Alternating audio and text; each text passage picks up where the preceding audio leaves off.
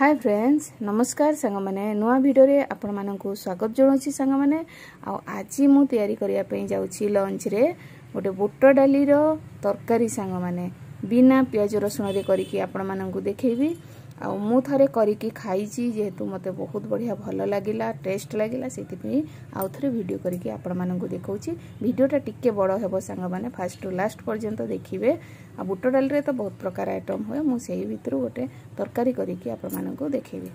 AD देखंतु मु बुट डाली बड़ कप रे 2 कप नैथिली ताकू भल भाव रे धोई दाई की बतरैथिली सांग माने 4 घंटा से बतरी जाईछि एडी देखि पारुथिबे बतरी हला एबे आमे बाटीबा एइथिरे आमे कोन पकेबा मु आपण मानकु देखौछि देखंतु बड़ खंडे अदा जीरा गोटे चामच सुखिला लंका हो किंबा कंचा लंका हो 2-4टा पकेबे तापरे ताकू भल करी बाटी देबा ग्राइंडिंग करी देबा कि शिळ रे बाटिले भी हेबो ग्राइंडिंग कले भी हेबो जेंति आमे चावल बाटू सेही भलिया ही बाटीबे एडी देखंतु मु बाटी की रखिली पेस्ट पूरा पतला हे जैछि भल चिकन हेछि सेइथरे आमे गोटे चामच हळदी गुंडा पकेबा गोटे चामच लूण स्वाद अनुसार पकेबा तापरे पानी टिके पकेकी भल भाबरे ताकू पतला करबा आउ सांग माने आपण माने जदी प्याज रसुण खाउथिबे निश्चय प्याज रसुण देकी करबे बहुत बढ़िया टेस्ट लागिवो एठी मु गोटे चामच मसला गुंड पकेबी करी पाउडर आपण माने प्याज रसुण खाउथिले मीट मसला पके परिबे चिकन मसला पके परिबे जे कोनोसी मसला भी पके परिबे एमती पके देकी गोळै देबा पूरा पतला करके तापरे कढ़ाई रे ढाली देबा ढाली देकी गैस ऑन करके एमती कंटिन्यू ताकू घांटीबा ए भल भाबरे न घांटिले सांग माने पूरा से गेटा पड़ी जीवो एडी देखंतु मोर टोटली गेटा पड़ीनी बहुत बढ़िया भल हो जाइछि एबे बेसी पतला माने बेसी पतला न हो कि बेसी मोटा न हो सेही आकार रे ताकू रखिबा आनडा एडी देखंतु मु तेल टिके देई देली प्लेट रे तापरे ताकू एमदी साइज करिकि पकेइबा पके देकी ठंडा कर दबा पूरा 15-20 मिनिट रखिकी पूरा ठंडा हो गले सांग माने एडी देखंतु मोर 15 मिनिट ऊपर हो गला ठंडा हो गला परे मु ताकू एमती साइज रे काटुची आपण माने चाहिले छोटो काटिबे बड़ काटिबे सेटा आपनक अनुसार काटि परिबे एडी देखंतु पूरा बहुत बढ़िया सॉफ्ट हेची सांग माने ए तो बेसन तरकारी भलिया लागिवो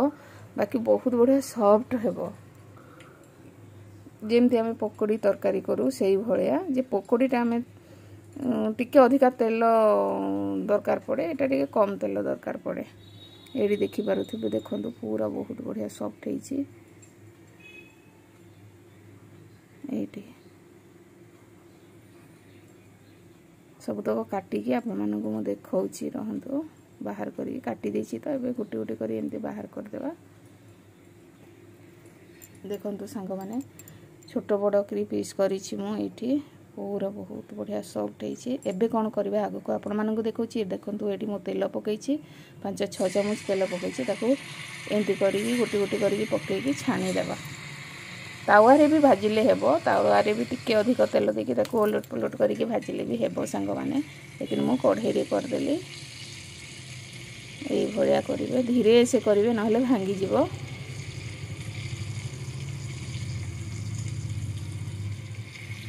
थरे करिकी खाइले ना सांग माने बारंबार इच्छा हेबो खाइया पे करिया पे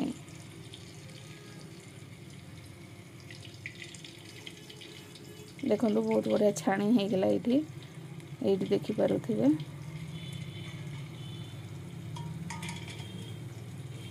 एमिति करिकी आमे सबु तक बुट डाली को पकेकी भाजी देबा देखंतु सांग माने सब भाजी देला परे छाणी देला परे एठी आपण मानकु देखौची देखंतु पूरा बहुत सॉफ्ट हेची एबे आगो को कोन करिया आपण मानकु देखौची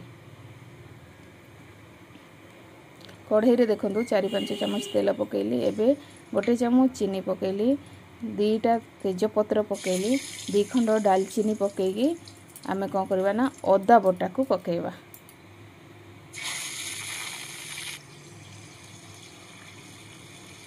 तो साधा रे बेसी समय कसिबा पई पड़िबनी सांग माने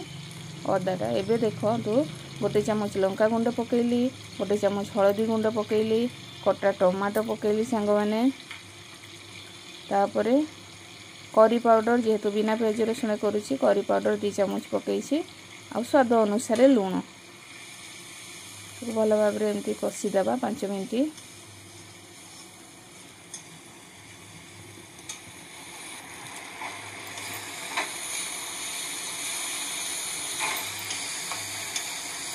देखो कषि हो गला सांग मैंने टी पानी पकईदेवा।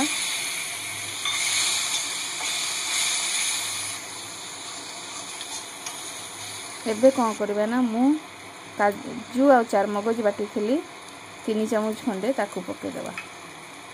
पकईकी कौन करवा ना ये कसूरी मेथी पत्र जो आम मु रखी ताकू एमती गुंड करके पकईदेवा। आपण मैंने चाहिए धनिया पत्र भी पकईबे सेमती किछि नहीं। देखो कषि हो गला 5-10 मिनिट सांग मैंने ये भल कर कषि हो गला। एबे आम पानी पकईके फुटेवा।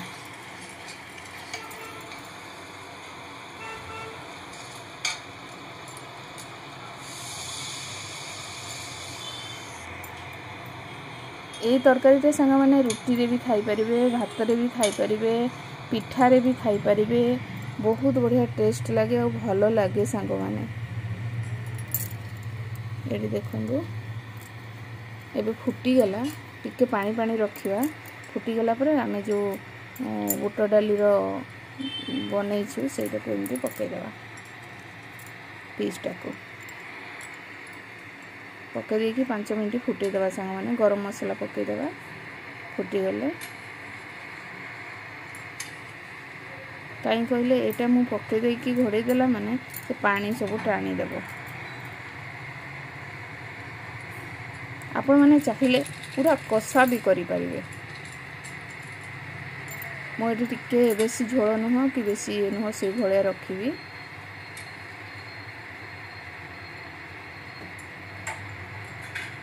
देखो ये गैस बंद करदे। ये टिके पानी अच्छी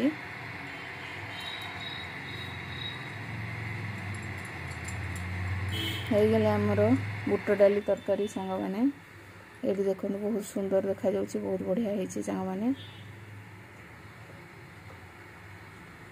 आशा करुछि ए वीडियोटा आपण मानकु भल लागिथिबो। भल लागिले थरे निश्चय करंतु, घर लोकन को करिकि खांतु, निजे खांतु सांग मैंने। बहुत बढ़िया टेस्ट लागिबो। रहिली पुणी देखा हेबो नया वीडियो रे। जय जगन्नाथ।